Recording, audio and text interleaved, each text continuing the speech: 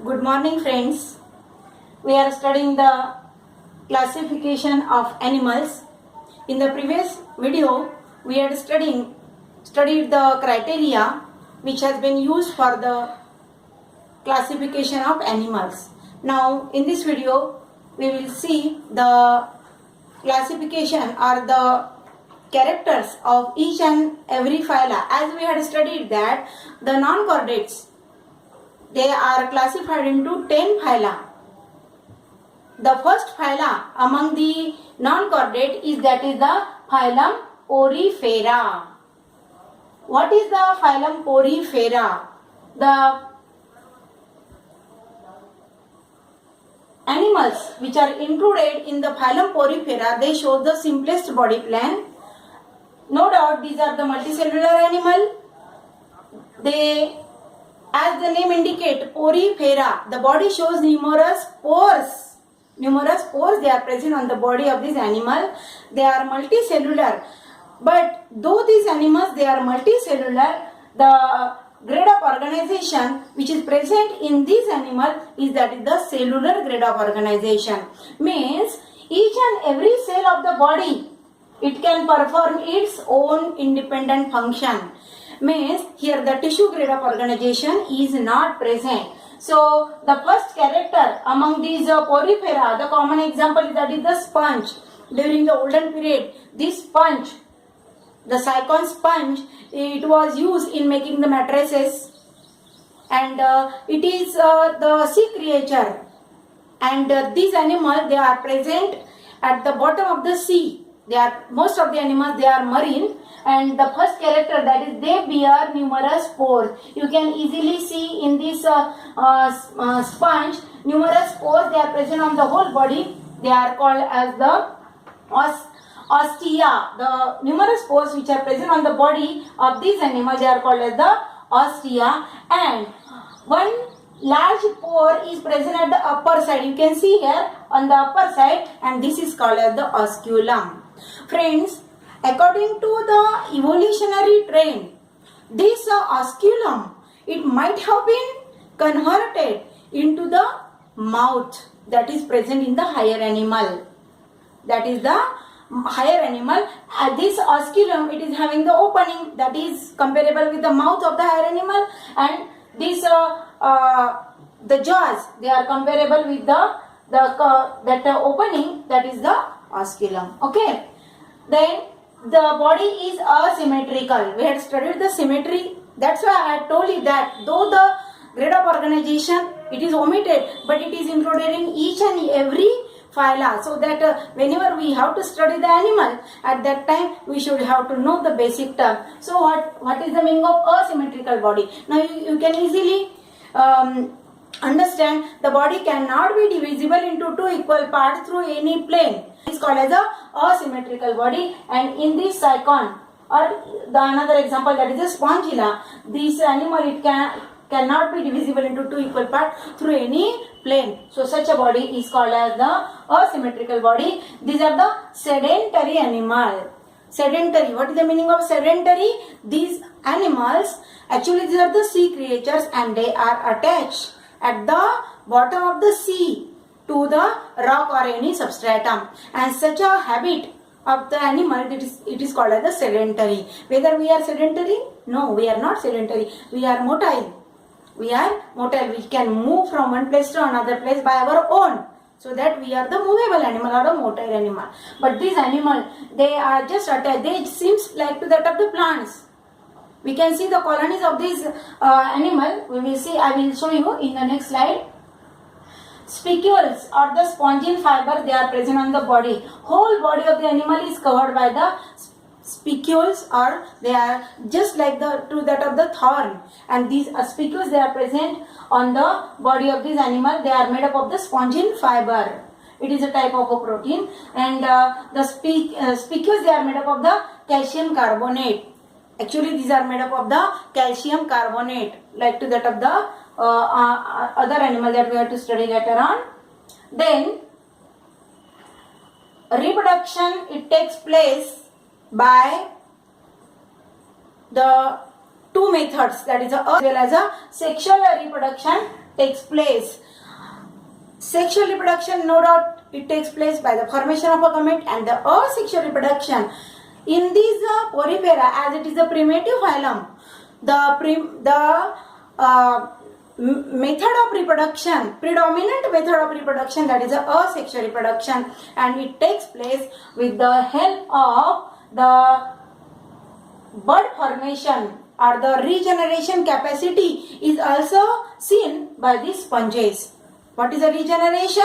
If the part of the body it is cut or detached by means of any accident or injury, then it can be regenerated into the whole organism, or that part it can be regenerated. So it also shows the regeneration capacity. Bud formation, you can see here that I had shown you two animals. The bud, it is a form from the animal, and that bud after attaining the maturity it can live independently, and such a type of reproduction or sexual reproduction, it takes place in the cycon of the sponges. Yes, this one is a slide that I got from the internet. Here you can see easily the colony of this sponge. You can also see it whenever you are observing the Discovery Channel, underwater discovery. So in that you can see the colonies of this cycon sponge. So in this way, this is a predominantly marine animal, and it is present at the sea bottom. It is present at the sea bottom. So this is the first phylum. Now the second phylum, that is the phylum Cnidaria. This Cnidaria, it is also called as the Coelenterata. It is also called as the Coelenterata, and this Coelenterata, it includes two type of animal. If the animals they are cylindrical, then they are called as a polyp, and if the animals they are umbrella like, here the first example that I had shown here, it is a hydra. It is a cylindrical. It is cylindrical, so it is no doubt it is called as a polyp. And here I had shown the another example, that is sea anemone. Look at here. These are the pictures from your textbook, so you can easily see it. In this sea anemone, the umbrella-like structure is present, and they are called as the medusa. Cylindrical animals, cylindrical coelenterates or cnidarians, they are called as the polyp, and the umbrella-like coelenterates or cnidarians, they are called as the medusa.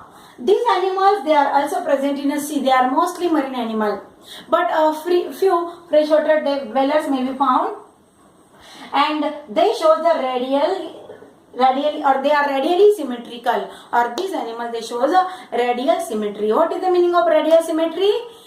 The animal, it can be divisible into two equal parts through the radius. For example, look at here in this sea anemone, it can be cut into two equal parts through this radius, so that these animal, similarly in case of hydra also. So here it is a corals. I will tell you later on about the corals. So these animals, they show the radial symmetry.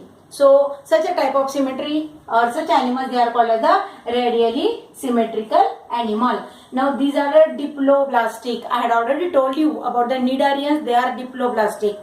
And after the cnidarians, all other phyla from Platyhelminthes onwards, all they are the triploblastic. Now what is the meaning of diploblastic animal?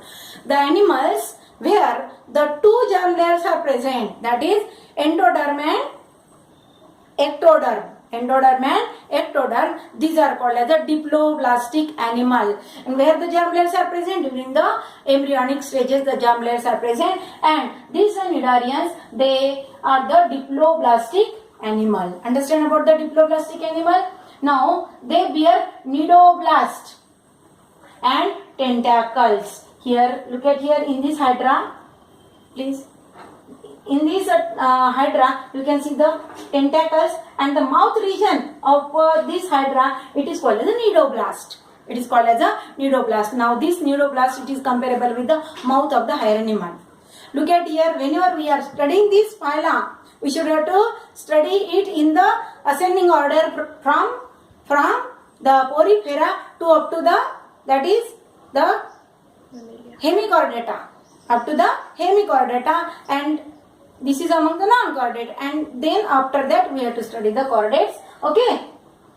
So this hydra, it also shows the tentacles as well as a nidoblast. The example is that is the hydra, Adamsia and Phaselia. These are the examples. Actually, you are not familiar with these animals because these animals, they are present in the sea water. They are actually present in the sea water. Now here I have got some of the slides that can easily understand the mode of reproduction. It is a present by the bud formation. Look at here in this hydra, a small outgrowth is given out, and this outgrowth then it attains the maturity and it can detach from this original animal and it can behave as an individual hydra. Okay, and previous slide. In the previous slide, you can see here hydra. Here, look at here.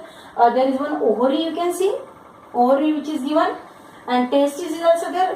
Which of these parts? These are the parts of the sexually reproductive system.